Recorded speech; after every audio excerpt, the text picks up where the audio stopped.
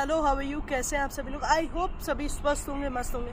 तो मैं आपकी होस्ट, आपकी दोस्त कनक विष्णु एक बार फिर हाजिर हूँ आपकी एक नई कहानी लेकर, जिसका शीर्षक है भाई कि संस्कार कहाँ गए। अब इस जो कहानी है इसकी मैं ज़्यादा रूपरेखा ना बांधूँ और इसको ना ज़्यादा घुमाऊँ और सीधा सीधा बोलूँ, तो हम कहानी शुरू करते हैं। एक करण नाम का लड़का रहता है दोस्तों, वो बहुत ज़्यादा शैतानी करता है और बहुत ज़्यादा शरारती भी। अब वो किस टाइप की शरारतें करता है, जैसे कि कोई सड़क से चलते हुए इंसान को उसके ऊपर कमेंट कर दिया, या किसी के खिड़की का कांच तोड़ दिया, या किसी की सब्जियां फैला दी। तो ऐसा नहीं है कि, और उसकी शरारतें देखकर उसे बहुत सारी डांटें भी पड़ती। ऐसा नहीं है कि उसकी शरारतें ऐसी है कि बच्चा है तो जाने दे, नहीं, उसको डांट भी पड़ती है, यहाँ तक कि उसको मार भी पड़ती है। अब जब ये सब बात वो उसको अच्छी नहीं लगती कि मुझे डांटते हैं, मुझे मारते हैं।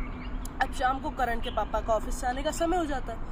करण के पापा के ऑफिस से आते ही करण बैठ जाता है और शिकायतें शुरू कर देता है। पापा, आज इस आंटी ने मुझे ऐसा कहा, उस अंकल ने मुझे वैसा कहा, इस भैया ने मुझे मारा। करण के पापा शाम होते के बाद सब पड़ोसी से मिलने जाते हैं, भाई आपने क्यों मारा? तो करण के पापा की सुनने के बजाय वो पड़ोसी अलग करण के पापा को सुना देते हैं।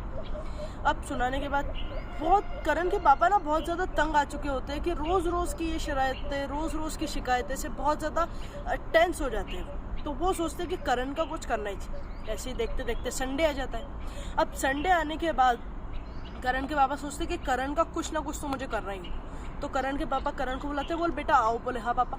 बोले एक काम करते हैं, आज मैं शरारतें करूँगा, तुम मेरा उसमें साथ दोगे? बोले हाँ मैं बिल्कुल दूंगा, और ये तो मज़े वाली बात है। बोले ठीक है, पर फिर जब करण के पापा ने कहा कि ठीक है अगर हम करते, पर इसकी शर्त ये रहेगी कि करूँगा शरारतें मैं, तुम सिर्फ मुझे देखोगी। बोले ठीक है, वो इसमें भी मज़ा आएगा। बोले ठीक है हम यही करते हैं। अब करण के पापा सुबह उठे, वो दोनों तैयार हुए। तैयार होने के बाद घर से निकले। तो घर से निकलने के बाद एक दादी थी जो सब्जी का ठेला लेके बैठा करती थी।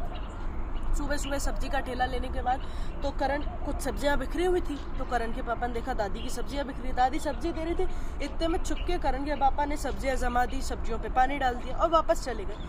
दादी देख के बड़ा खुश हुई कि अरे वाह, मेरा आधा काम हल्का कर दिया। किसने करा? वो बहुत खुश हुई। इधर उधर देखा, कोई नजर नहीं आया। फिर थोड़ा आगे गए, एक बुजुर्ग इंसान, एक दादाजी रोड क्रॉस कर रहे थे। तो करण के पापा ने हाथ थामा और रोड क्रॉस करा दिया। तो वो अंकल ने भी बहुत खुश कहा कि बहुत बहुत धन्यवाद भाई, आपका बहुत बहुत थैंक यू सो मच कि आपने मुझे रोड क्रॉस करा दिया। करण के पापा ने कहा इट्स ऑल राइट दादाजी, ये मेरा फ़र्ज़। अब थोड़ा और आगे गए तो एक निगाह पड़ी कि एक बच्चा बैठा हुआ है, उसकी चप्पल टूटी। तो करण के पापा ने उसकी चप्पल जुड़ा दी। बच्चा बहुत खुश हुआ, बच्चे ने भी थैंक यू कहा। बोले कोई बात नहीं बेटा, जाओ खेलो कूदो। अब जब वापस आए, रिटर्न हो रहे थे, तब देखा कि दादी मतलब दिन भर से सब्जी बेची, थक गई। तो वो एक पेड़ के किनारे बैठ गई और आराम कर रही थी। अब आराम करते करते उनकी आँख लग गई। तो नीचे निगाह पड़ी करण के पापा की, तो दादी की चप्पल टूट गई थी। तो करण के पापा ने कहा करण बेटा यहाँ आओ। करण दौड़ते दौड़ते आए। बोले जी पापा कहिए। बोले बेटा एक काम करोगे? बोले हाँ आप कहिए। बोले ये चप्पल है, इसको जुड़वा लो। करण दौड़ के गया, चप्पल जुड़वा लाया। अब जब दादी चप्पल करण के पापा ने रख दी, अब दादी की आंख खुली, दादी ने नीचे देखा तो चप्पल जुड़ी हुई मिली। दादी ने बहुत दुआएं दी। दादी ने कहा कि खुदा उसके घर में खूब बरकत दे जिसने आज मेरी इतनी मदद करी। सब लोग खुश हो गए। अब रात हो गई थी। रात होने के टाइम करण के पापा आए दादी के पास। बोले दादी आप जानना नहीं चाहेंगे कि ये आपकी इतनी सारी मदद किसने करी? तो दादी ने बड़ा खुश होकर कहा हाँ हाँ बिल्कुल जानना चाहूँगी, क्यों नहीं जानना चाहूँगी किसने करी मेरी मदद। बोले करण यहाँ आओ। करण डर गया था। तो करण आया। करण को ऐसा लग रहा था कि कहीं दादी मुझे रोज़ पीटती है, आज भी मुझे पीटेंगी। बोले बेटा डरो नहीं, यहाँ आओ। आए। आने के बाद करण के पापा ने कहा कि दादी करण ने आपकी मदद की। करण थोड़ा सा सहमा सा, डरा हुआ सा था कि दादी रोज़ मुझे पिटाई करती है, आज भी मेरी पिटाई करेंगी। दादी ने करण को एक टॉफ़ी दी, गले लगाया और खूब आशीर्वाद दिया। बोल बेटा खूब पढ़ो, खूब आगे बढ़ो। दोनों बहुत खुश हुए, दोनों घर आ गए। घर आने के बाद करण के पापा ने करण से कहा बेटा आज तूने क्या सीखा? बोल पापा आज मैंने ऐसा सीखा कि आपने सबकी मदद करी। बोले हाँ। और बोले आज तुम्हें मज़ा भी आया? बोले हाँ। बोले देखो आज तुम्हें किसी ने डांटा नहीं? हाँ पापा आज मुझे किसी ने डांटा भी नहीं। बोले बेटा इससे तुम क्या सीखते हो? इससे ये सीखते हो तुम कि किसी को सताना नहीं चाहिए, किसी को परेशान नहीं करना चाहिए। देखो तुम किसी को सताओगे, किसी को परेशान करोगे, किसी को हर्ट करोगे तो वो तुमको क्या करेगा? डांटेगा ही ना। वो कहाँ गलत है? तुम करना ही चाहते हो तो किसी की मदद करो। करण कहा मैं समझ गया पापा आप क्या कहना चाहते हैं।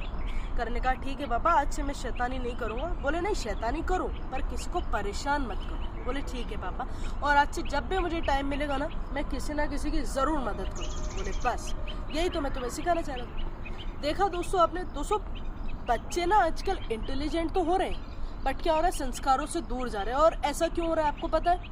ऐसा इसके लिए हो रहा है क्योंकि आजकल के जो माँ बाप है वो बच्चों के खिलाफ एक शब्द नहीं सुनना चाहते।